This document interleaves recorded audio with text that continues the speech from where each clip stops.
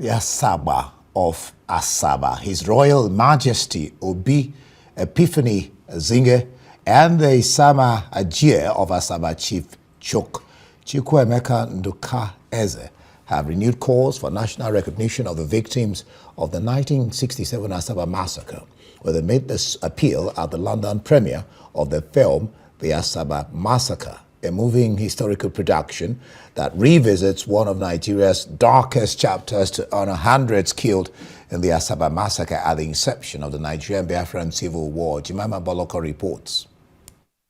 The event, hosted by Oba Usungbe, Chair of the Board of Trustees of the African Center in London, draws diplomats, historians, academics, filmmakers, and members of the Asaba community in the United Kingdom. In attendance is Professor Elizabeth Bird of the University of South Florida, author of the renowned book, The Asaba Massacre, Trauma, Memory, and the Nigerian Civil War. And have followed the memorial efforts in the years since. I'm excited to see this coming to fruition through a documentary. Also present is Dr. Charles Adams, Dean of Humanities of the University of South Florida, who announces that the Asaba Massacre has now been approved as part of the curriculum for the university's Department of Transitional Justice, a milestone in ensuring global academic recognition of the tragedy.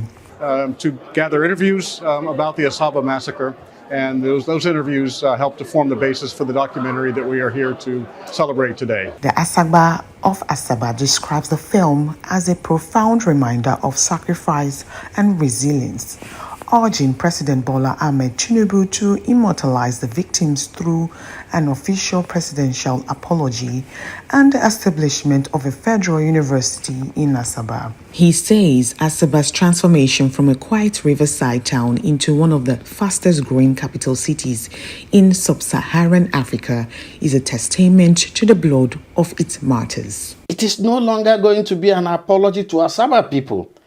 Indirectly, it's going to be an apology to Nigeria.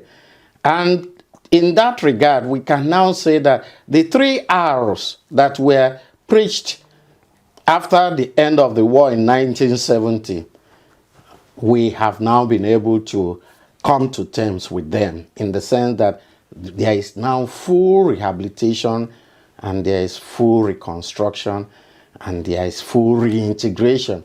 It is only on that Asaba people can now feel that they have now finally been fully reintegrated into the Nigerian nation. The Isama Ajie of Asaba, Chief Chuck Chukwuemeka describes the movie as a cultural turning point that will help institutionalize remembrance within Asaba's identity. He also declares that from this year, the city will observe a 1-minute silence and a 21-gun salute every October 7th in honor of the victims, not out of anger, but also a solemn duty to history.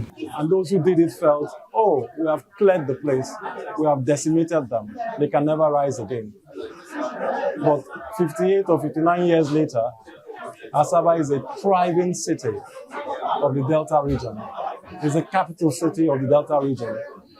It's amazing how that came to be. So many years after, we have still not gotten any form of apology from the federal government